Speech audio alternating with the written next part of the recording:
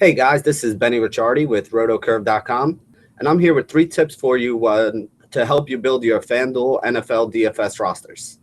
The first tip I'm going to give to you guys is that when you're building rosters on FanDuel and looking for running backs, one thing you want to treat as the most important is, can this guy score some touchdowns today? Remember, FanDuel only offers a half a point for receptions, and they also don't offer any bonuses for 100 yards rushing or receiving. So one of the main ways that you're going to get points out of your running back is going to be with him scoring touchdowns.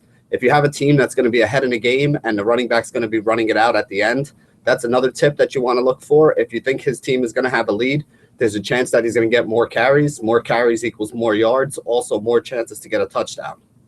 The third thing we want to talk about is when you make your running back pairings, you really want to go with a high-low kind of pairing. That means you want to pay up for the stud running back that you like the best, and then also try to find the value guy somewhere in that 6 to 7K range that you think can have a big game today. Very rarely do you see two big-time running backs that are very expensive on a winning roster, because it doesn't leave you enough money left over to really go after quarterbacks and wide receivers that have upside. There is times when it'll work, and most of the times that's when there's somebody who's severely mispriced. Remember, since the pricing came out so early for the first week of the season, you may wind up getting a quarterback hurt in the preseason and a guy at minimum price who's starting.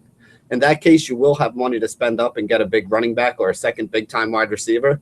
But for the most part, you usually want to pay up for one guy and get another guy who's a little bit of a value.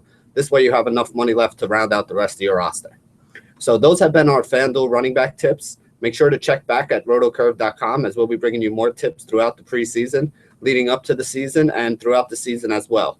If you don't have an account, make sure you get over there and sign up at rotocurve.com. Thank you, as always, for joining us, and stay classy, DFS.